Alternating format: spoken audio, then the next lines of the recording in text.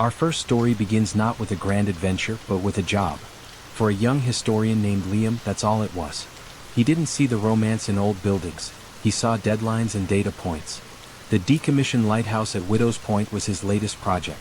A month-long contract to archive its contents before the tourists and gift shops arrived. To him, the structure wasn't a noble beacon against the storm, but a cold, damp tower of stone at the edge of nowhere.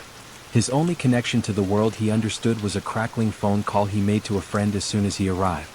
"No, there's no signal, of course not," he'd said, his voice tinny and distant. "It's just me, the ocean, and about 1,000 seagulls who all look like they hold a grudge." The job? Oh, it's thrilling. I get to digitize a dead man's grocery lists and catalog books that haven't been opened in 50 years. But the pay is good, so I'll survive. He walked through the lighthouse's heavy door, his footsteps echoing in the sudden quiet after he hung up. The air was thick with the scent of salt, dust, and time itself. He saw decay, isolation, and a long month ahead. He couldn't have known that he wasn't just there to archive objects, but to uncover a story. A story that had been waiting patiently in the margins for someone to finally read it. The first few days were a blur of methodical, monotonous work. Liam moved through the lighthouse's small library with a practiced efficiency, his laptop glowing as the sole point of modern light in the dusty room. He scanned a title, noted its condition, entered the data, and moved to the next. *A History of Maritime Navigation. The Complete Works of Shakespeare. An almanac from 1958. *, it was a graveyard of forgotten words, and he was its temporary, indifferent custodian. It was on the third night, as a storm raged outside, that he found it. The book was a well-worn copy of a classic novel, its spine softened by time and use. As he opened it to check the publication date, he noticed the margins. They were filled with a delicate, spidery script. The ink faded from a deep black to a soft gray. His first reaction was one of professional annoyance.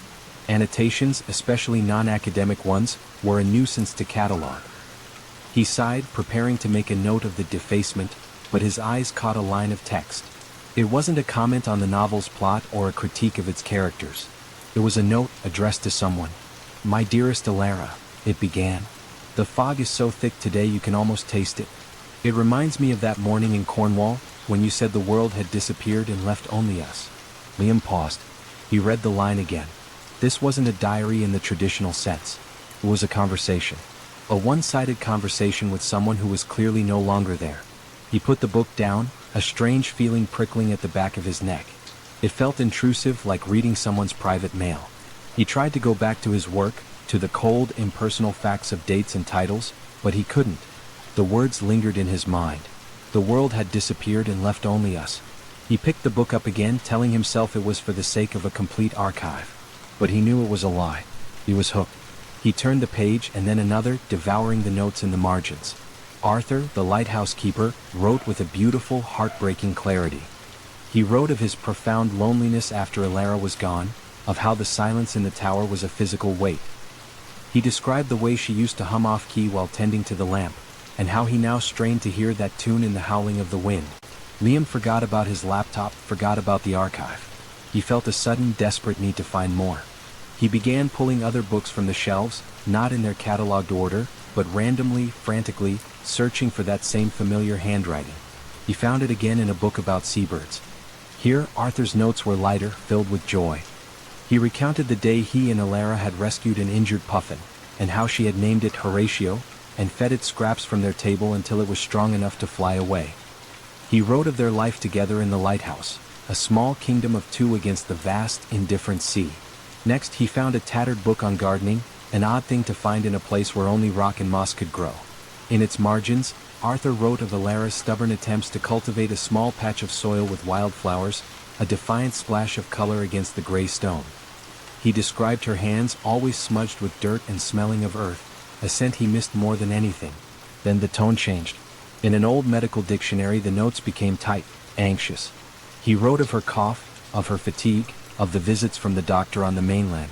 Liam felt his own chest tighten as he read Arthur's carefully chosen words, a man of letters trying to document a pain that defied language, his hope warring with a creeping, undeniable dread. The historian in Liam was gone, replaced by a man consumed by a story. He worked through the night, the empty coffee pot his only companion, driven by a powerful connection to this man he would never know, and the woman he had so dearly loved. But then the trail went cold. The remaining books were clean, their margins empty. The story felt unfinished, hanging in the air like an unresolved chord. Frustrated, Liam turned his attention to the keeper's desk. It was simple, sturdy, and seemingly empty save for a few dried-up pens. But as he ran his hand along the underside, his fingers brushed against a loose piece of wood. A hidden compartment. With trembling hands he pried it open. Inside there was no treasure, no hidden gold. Just a single, slim book, a leather-bound journal that looked as if it had never been opened. He expected this to be the final chapter, the raw, unfiltered account of what happened after. He opened it, his heart pounding. But the pages were empty. All of them. Except for the very first one. Written in Arthur's familiar, elegant script was a single, devastatingly simple entry. For the one who finds this. A story is not an ending, but a beginning. Please don't let our echo fade. The words were not an explanation. They were a plea. A baton being passed through time. In the silence of the pre-dawn light, Liam understood. He wasn't meant to just read the story. He was meant to tell it. He didn't sleep. As the storm outside spent its fury and retreated into a low grumble, Liam sat at the old wooden desk, the empty journal open before him. The keeper's plea echoed in the quiet room, a responsibility passed across a sea of time. The weight of it should have been crushing, but instead, Liam felt a strange and unfamiliar lightness. He climbed the winding stairs, past the rooms filled with his neatly stacked equipment, past the life he thought he was here to live. He climbed all the way to the lantern room, the glass heart of the lighthouse. The air was cold and clean, and through the panoramic windows the world was being reborn. He watched as the first faint blush of dawn touched the horizon, turning the deep indigo of the sea to a soft violet, then to a brilliant, burning gold. For the first time since he'd arrived, Liam truly saw it. He saw the view that Arthur had woken up to every morning for 30 years. He saw the ocean that Alara had loved, the vast, beautiful, terrible expanse that had been the backdrop to their entire life together. He understood. He took out his personal laptop, its sleek metallic shell a stark contrast to the weathered brass and iron of the lantern room. He pushed his work files aside, the meticulous spreadsheets and data logs seeming utterly meaningless now. He opened a new, blank document, the cursor blinking patiently. He didn't begin with a historical fact or a catalog number. He began with the scent of salt and old paper. He wrote of a young man's cynicism melting away in the face of a love story so powerful it had soaked into the very walls of the building. He wove Arthur's words, pulled from the margins of forgotten books, together with the crash of the waves outside. He wrote of defiant wildflowers and a rescued bird named Horatio. He wrote of a man who spoke to his wife's memory not out of madness, but out of a love so profound that her absence was a presence in itself. The words poured out of him, fueled by the night's coffee and a lifetime of unfelt emotion. The historian's detachment was gone, burned away by the sunrise and the story of two souls who had made this lonely rock a kingdom. In that moment, Liam knew what Arthur's final note meant. A story isn't an ending, it's a passing of a torch. The facts he had been sent to archive were just the skeleton. Arthur's words had given it a heart. And as the sun finally cleared the water, flooding the room with light, Liam realized he was no longer an archivist. He was the keeper of their echo.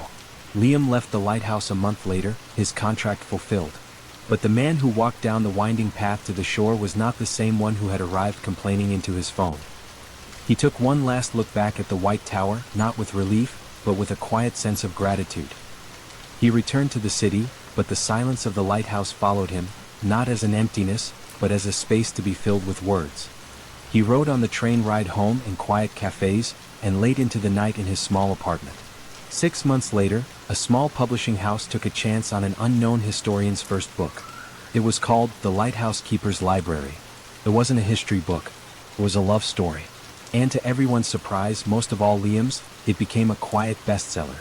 It found its way into the hands of thousands, a powerful, unassuming tale of a love that refused to be silenced by time or death.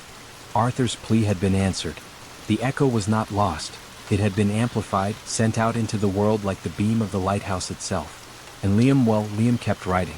Because he had learned from a lonely keeper that the most important stories aren't always found in history books, but are written with love in the heart's quiet margins.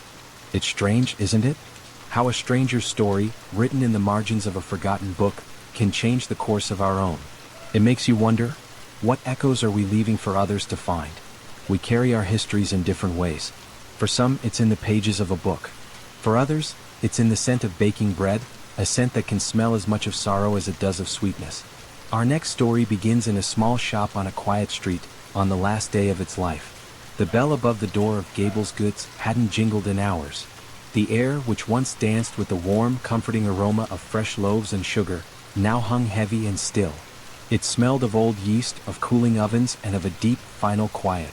Alistair Gable moved through the emptiness with a stiff, angry energy. At 76, his hands, though gnarled with arthritis, were still strong, still caked with a fine white powder. It wasn't just the flour from his last lonely batch of rolls, it was the dust of his father and his father before him. 3 generations had kneaded dough on the great wooden table in the back, and he, Alistair, was the one letting it all turn to ghost. "Nobody wants quality anymore," he muttered to the empty chairs, his voice a low gravel. He slammed a heavy baking tray into a sink of soapy water, the clatter echoing like a gunshot in the silence. Just cheap bread in a plastic bag. No soul in it. No soul at all. His phone buzzed on the counter, the screen lighting up with a name. Anna. His daughter. He glanced at it, his jaw tightening, and then turned his back, letting the call go to voicemail just as he had done with the last 3. Some voids were too quiet to disturb, even with the voice of your own child. He swept the floors with short, aggressive strokes, gathering the last crumbs of a life's work. This bakery had been his world. It had given him everything, and, in the end, it felt as though it had taken everything too. His wife, who had been the sunshine in this dusty place, was gone 20 years now. His daughter, estranged by his bitterness, was gone in a different but no less painful way. Now the customers were gone too. All that was left was him and the ghosts of 1,000 baking days. He wiped his hands on his apron one last time, the gesture both habit and farewell. The closed sign was already turned in the window. He walked to the front door, the old brass lock gleaming dully in the fading light. This was it. The final turn of the key. A final end to 60 years of his life. He put the key in the lock. But before he could turn it, a flicker of movement in the rain-streaked glass caught his eye. A young woman, no older than his Anna, was hesitating on the sidewalk, her thin jacket soaked through, her hair plastered to her face. She peered in, her expression one of timid hope. She saw him and tentatively pushed the door. It jingled, a sound so foreign now it made him flinch. "Excuse me," she said, her voice soft, almost lost in the sound of the rain outside. "I'm so sorry I see the sign, but are you still open?" The familiar, sharp retort was already on his tongue. Asterisk, does it look like it? Asterisk, asterisk, can't you read?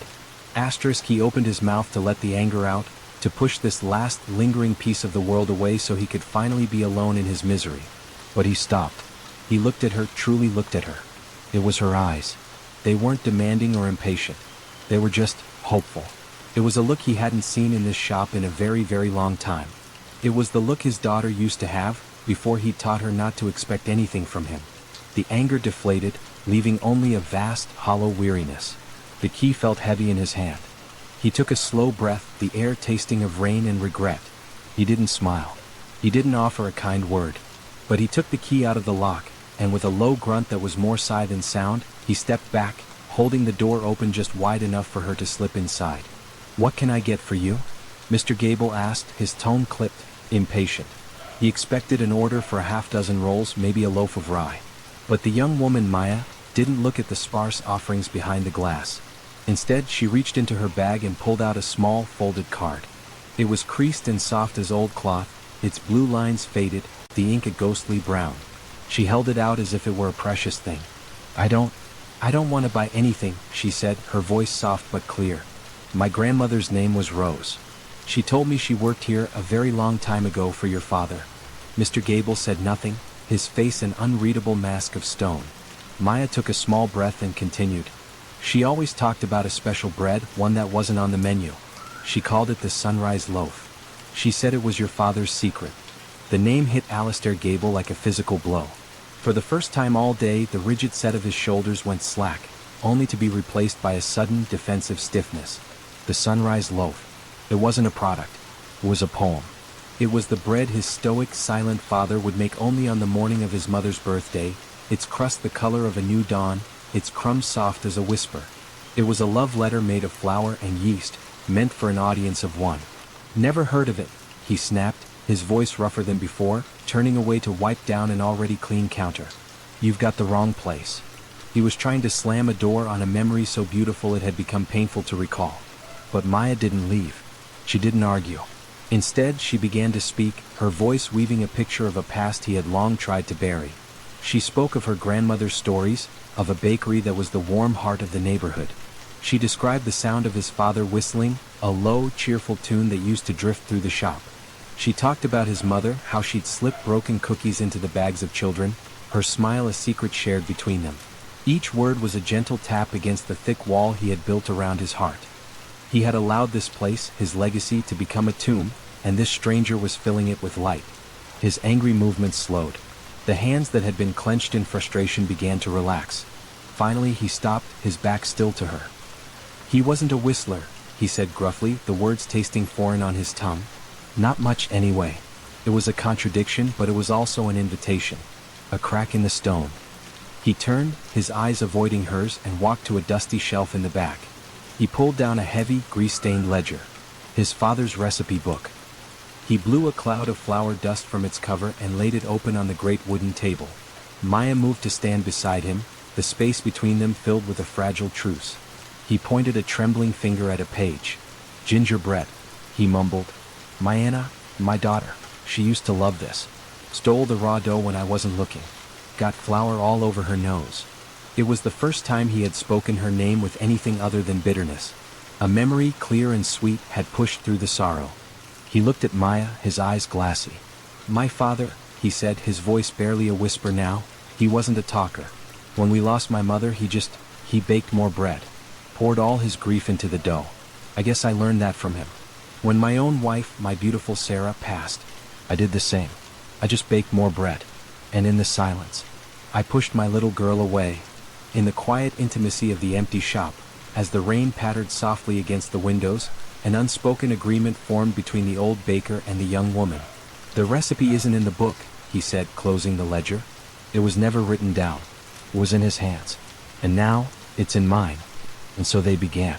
They worked not as strangers but as partners in a sacred ritual. They measured flour, awakened the yeast, worked the dough on the old wooden table. As his hands moved, kneading and folding in a rhythm he'd known his entire life, a lifetime of unspoken grief began to rise to the surface. The simple, physical act unlocked a door inside him that had been sealed for decades. Tears streamed down his weathered face, disappearing into the white dust on his cheeks.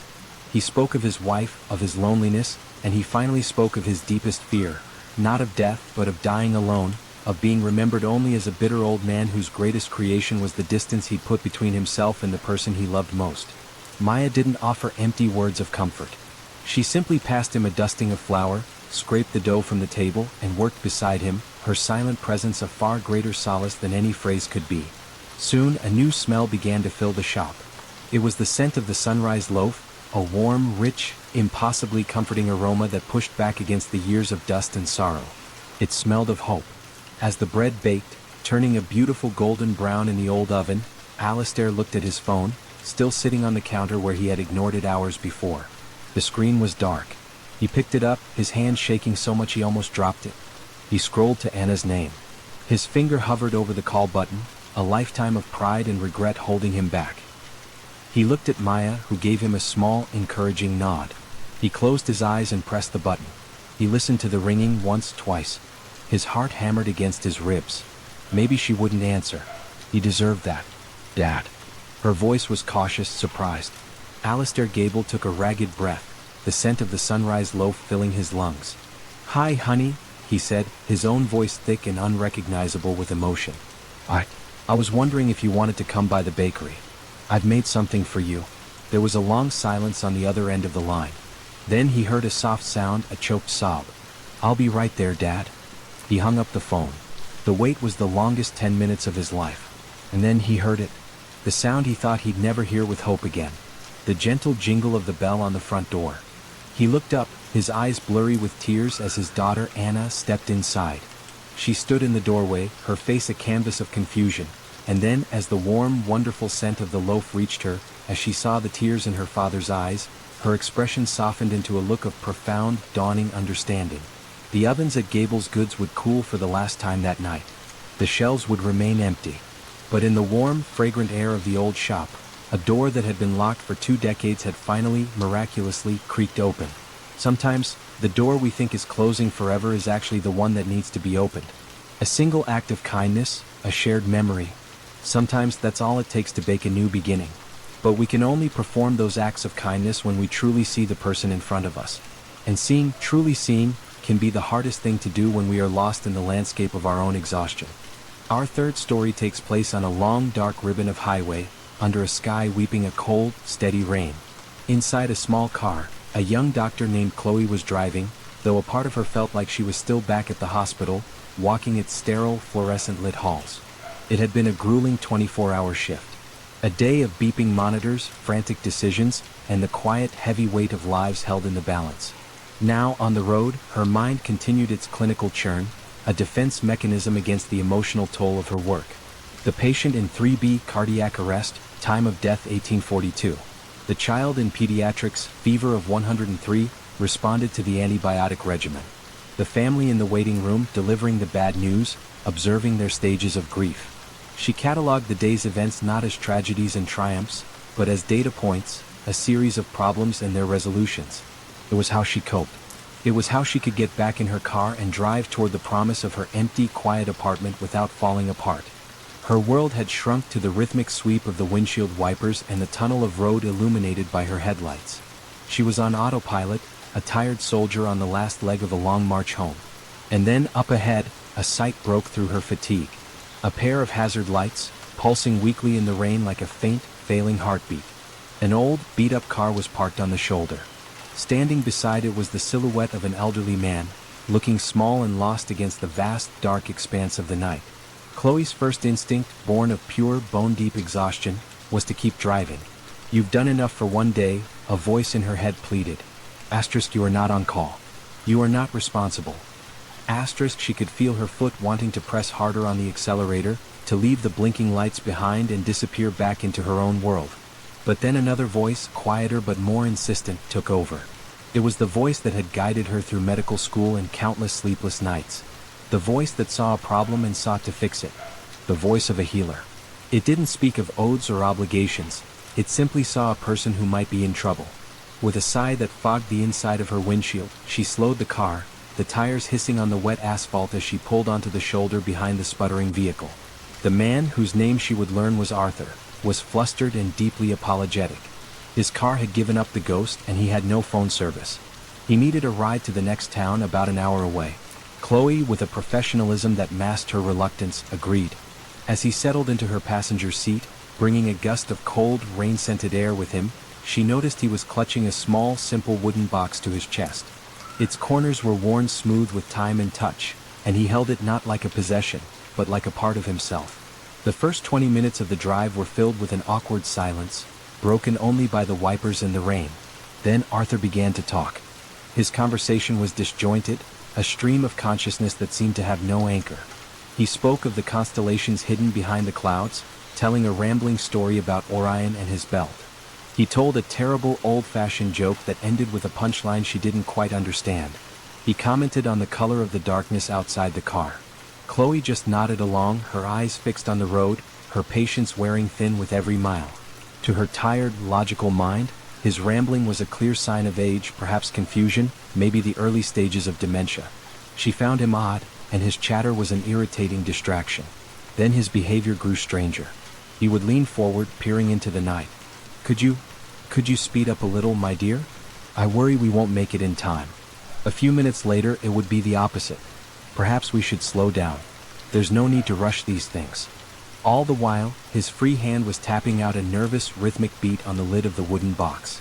A steady tap-tap-tap that began to drill into Chloe's frayed nerves. This man, this unexpected passenger, had become an obstacle. He was a delay, a complication in the simple equation of getting from the hospital to her bed. The numbness that had protected her all day was being replaced by a sharp, growing irritation. The empathy she reserved for her patients was gone, used up. All she wanted was quiet. All she wanted was to be home. Finally, after he asked her to slow down for the third time, the dam of her professional composure broke. Her exhaustion won. She turned to him, her voice sharper than she intended, the question bursting out of her before she could stop it. "Sir, she said, her tone laced with an edge of frustration she immediately regretted. What is in that box that's making you so nervous? The sharp question hung in the air between them, and in the sudden ringing silence that followed, everything changed. The nervous tapping on the wooden box stopped. The fidgeting ceased. Arthur turned his head slowly to face her. The cloud of confusion Chloe thought she had seen in his eyes was gone, as if a fog had lifted, revealing a landscape of profound and devastating clarity. The strange, scattered old man she had been silently judging for the past hour disappeared. In his place sat a man grounded by a grief so immense it had its own gravity. He looked at her, his gaze direct and steady, and when he spoke, his voice was soft, stripped of all its earlier agitation. "My wife's ashes," he said. The 3 words landed in the small space of the car with the weight of a collapsing star. Chloe felt the air leave her lungs. Arthur looked down at the box he held so carefully in his lap. Her name was Eleanor. Today would have been our 50th wedding anniversary. I'm taking her to the coast. We met there. I want us to see one last sunrise together, just like our first one. He looked back up at Chloe, a flicker of vulnerability in his now lucid eyes. I'm nervous because this is the last trip we'll ever take. I'm just trying to make it last. In an instant, Chloe's world tilted on its axis. A wave of shame, hot and overwhelming, washed over her. Suddenly, everything clicked into place.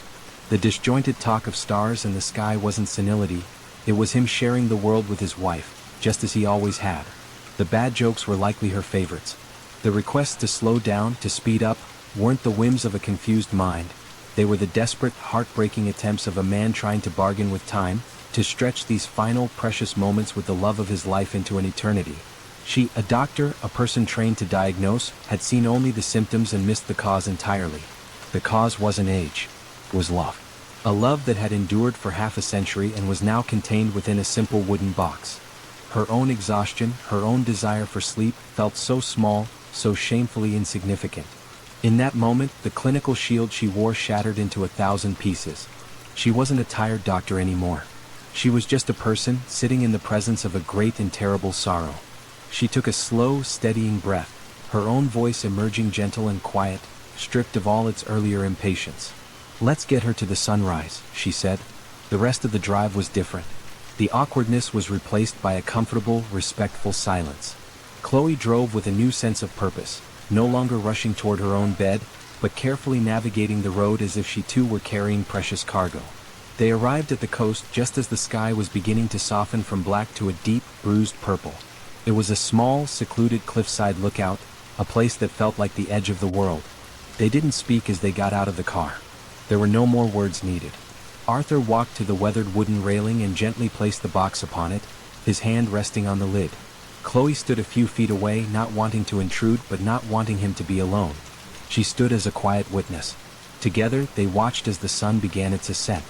A sliver of brilliant orange broke the horizon, sending a path of shimmering light across the dark water. The light grew, painting the clouds in hues of pink and gold, chasing the last of the night away. It was beautiful and it was heartbreaking. A beginning and an ending all at once. Arthur's shoulders shook with a silent sob, his hand never leaving the box, his gaze fixed on the horizon. He was sharing one last, perfect sunrise with his Eleanor. Chloe had given him something more precious than medicine. She had given him her time, her presence, her quiet understanding. As she drove away alone, the rising sun warming her face through the windshield, the emotional numbness that had encased her for so long had finally melted away. In its place was a feeling so profound it stung her eyes. She thought of her patients not as charts and diagnoses, but as people, each with their own wooden box, their own hidden story of love and loss. She remembered, with a clarity that was almost painful, why she had become a doctor. It wasn't just to fight death, but to honor life. Not just to treat diseases, but to care for the people who carried them. It leaves you to wonder, doesn't it? How many cars on the road hold a story like that? How many strangers are carrying a quiet, sacred burden, just hoping someone will give them the time they need to make the journey last a little longer? We are all carrying something. A box of memories, a secret regret, a quiet hope. How often do we pass by one another, never knowing the weight of the story sitting in the passenger seat beside us? Sometimes that weight isn't a secret, but a public truth. A fall from grace so profound that a person's own name becomes a reminder of everything they have lost. Our final story begins in silence. The silence in Maestro Andrei Ivanov's apartment was absolute, a perfect, polished void he had curated himself. It was a silence as sharp and sterile as a surgeon's scalpel. He had once commanded the world's greatest orchestras, bending 100 musicians to his will with the slightest flick of his wrist. Now he couldn't command his own hands. Trophies and plaques gleamed on the shelves, not as accolades but as accusations. They were monuments to a man he no longer was. He would spend his days watching old recordings of his performances, his eyes fixed on the conductor on the screen, a younger man, vibrant and alive, whose hands danced with a passionate, controlled fire. Then he would look down at his own hands, resting uselessly in his lap, and watch the fine, uncontrollable tremor that had stolen it all. His hands, the instruments of his soul, had betrayed him. The music that had been his lifeblood was now a poison. To listen to a symphony was to remember the feeling of commanding it, a feeling he knew with bitter certainty he would never have again. One afternoon, to escape the suffocating silence of his apartment, he took a walk in the nearby park. He was moving aimlessly through the autumn leaves when a sound assaulted his ears. It was music, but a terrible, chaotic version of it. A squawk of out-of-tune strings, a timid bleat of brass, a woodwind section that sounded like a flock of startled geese. It was an offense to his very being. Drawn not by curiosity but by a kind of pained, morbid outrage, he followed the sound. In a small clearing under a faded green gazebo, he found the source. A small youth orchestra, a ragtag group of about 15 children, struggling through a piece he recognized as one of Mozart's simpler works. They were being led by a young woman who held the conductor's baton with all the confidence of someone trying to tame a snake. She was young, earnest, and completely, utterly overwhelmed. Ivanov's first instinct was to scoff, to turn and walk away from this musical sacrilege as quickly as possible. And he did. He turned his back, ready to retreat to the safety of his silent apartment. But then he heard a single, pure note rise above the chaos. A note from a cello played with a fierce, desperate passion. He stopped. He turned back.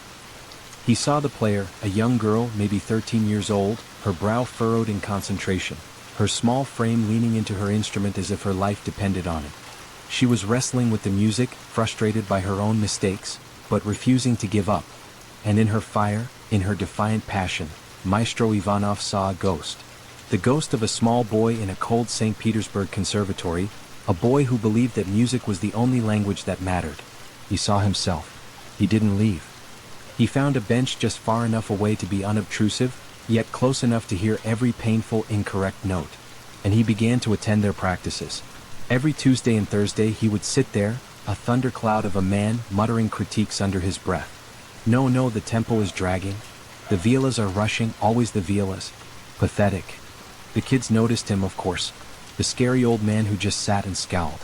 But the young volunteer conductor, a woman named Sarah, noticed something else. She saw the way his fingers twitched with the rhythm, the way he would unconsciously lean forward during a difficult passage. One day, after a particularly disastrous rehearsal, she gathered her courage and approached him. He was rude, just as she expected. "What is it you want?" he grumbled, not looking at her. "Can't you see I am enjoying the desecration of a masterpiece?" But she was not deterred. She stood her ground, her gaze steady. "I know who you are, Maestro Ivanov," she said quietly, "and I see how you watch them. I'm a volunteer. I'm doing my best, but they deserve better. They need what you know. Please, they need you." He scoffed at the idea, called it absurd. But the next week he was no longer on the bench. He was standing at the edge of the gazebo, his voice a low growl that cut through their noise. He agreed to help, but on one condition. He would not, under any circumstances, hold a baton. That part of his life was over. He was a tyrant. He was harsh, relentless, and unforgiving. He offered no praise, only sharp, brutally honest critiques. But he was also a genius. And the kids, starving for real guidance, responded. Under his tutelage, a miracle began to happen. The chaotic noise started to take shape. The out-of-tune notes found their pitch. The hesitant rhythms found their courage. They began to sound like an orchestra. The day of their small community concert arrived. It was to be held in the very same gazebo in the park. The kids were a bundle of nerves and excitement. And then disaster struck. A call came from Sarah, the young conductor. A sudden fever, a doctor's order to stay in bed. She couldn't make it. Panic erupted. The kids looked at the empty podium, their newfound confidence evaporating. They couldn't do it without a conductor. They wouldn't. And as one, every child in that small, terrified orchestra, every hopeful musician whose life he had inadvertently touched, turned their eyes from the empty podium to the old man sitting in the front row. Their silent gaze was not a question. It was a plea, and it was a demand. A sea of expectant faces stared up at him. He was trapped, not by walls or by locks, but by 15 pairs of trusting eyes that held no memory of his past glory, only a desperate hope for their immediate future. His mind screamed at him to refuse, to get up and walk away, to retreat back into the quiet dignity of his bitterness. It would be so easy. But then the young cellist, the girl with the fire in her eyes, stood up. She walked through the silent ranks of her fellow musicians and stopped directly in front of his chair. In her small hand, she held out the volunteer's simple, unadorned baton. "Maestro," she said, and that one word held all the respect and hope in the world. He stared at the slender piece of wood. It was an object he had once held as casually as a pen, but now it seemed to hold the weight of his entire life. It was the ghost of his past, the proof of his failure, the symbol of the power that had been stolen from him. He looked from the baton to his own hands, and saw the tremor, the subtle, humiliating dance of his nerves. How could he possibly lead them? How could he stand before them and let them see his weakness, his brokenness? But then he looked past his trembling hands, past the baton, and into the faces of the children. They weren't asking for the world-famous Maestro Ivanov of the Berlin Philharmonic. They didn't care about his awards or his recordings. They were simply asking for their teacher. The grumpy, terrifying, brilliant old man who had taught them that music was more than just notes on a page. In their eyes he saw no pity, only a fierce, terrifying trust. Slowly, as if lifting a great weight, he raised his hand. The tremor was there, a visible, shameful flicker. But he reached out, and his fingers, which had once commanded the most celebrated musicians on earth, closed around the cheap wooden baton. A collective sigh of relief rippled through the small orchestra. He stood, his legs feeling unsteady beneath him. He walked to the podium, each step an act of both surrender and defiance. He turned to face his small, ragtag ensemble. He raised his arm, the baton pointed toward the sky. And then, a miracle. In the sacred space between one breath and the next, as his focus shifted from his own failing body to the music that lived inside him, the tremor ceased. It was as if a lifetime of passion, a muscle memory buried deeper than any affliction, rose up and took command. His hand was perfectly still. His eyes were clear and sharp. The maestro was home. He gave the downbeat. What came forth was not the flawless, polished sound of a philharmonic. It was something far more precious. It was the sound of courage. The violin soared, a little sharp but full of joy. The cello sang with a deep, resonant passion. The brass section, once so timid, played with a newfound strength. It was imperfect and it was glorious. It was music made not by professionals, but by children who had been taught to love it by a man who had forgotten how. And Andrei Ivanov, standing before them, wasn't merely keeping time. He was breathing with them, feeling every note in his bones. He was giving away the very thing he thought he had lost, pouring his soul back into the world through the hands and hearts of these children. When the final note hung in the afternoon air, there was a moment of stunned silence. Then the small crowd of parkgoers and parents erupted into applause, loud and heartfelt. The children on the stage were beaming, looking at each other in disbelief and wonder at what they had just accomplished. And on the maestro's face was something no one, not even he himself, had seen in years. A smile. Not a polite acknowledgement, not a flicker of amusement, but a wide, genuine, joyful smile that reached his eyes and lit them from within. In that moment of shared triumph, surrounded by the beautiful, imperfect music they had made together, the applause was secondary. All that mattered were the shining faces of his orchestra. Maestro Ivanov never returned to the grand concert halls of the world. He didn't need to. He had found a new orchestra in a small gazebo in a public park. He continued to teach them, to shape them, to pour his vast knowledge and his rediscovered passion into their eager hearts. He learned that his identity was not trapped in the silent, perfect memory of who he used to be. It wasn't in the baton or the fame or the accolades. His purpose was, and always had been, simply in sharing the music. It reminds us that sometimes our greatest purpose is found not in reclaiming what we've lost, but in discovering how to give away what we have left. A historian who found a voice, a baker who found his family, a doctor who found her heart, a conductor who found his music again. The stories we've heard today are all different, yet they share a single, simple truth. Connection is what gives our lives meaning. It is the echo we leave in the world and the echo we find in others. Thank you for sharing this quiet time with me. If these stories resonated with you, I'd be so grateful if you'd share this video with someone who might need to hear it. Until our next story, be kind to one another and listen for the echoes. Good night.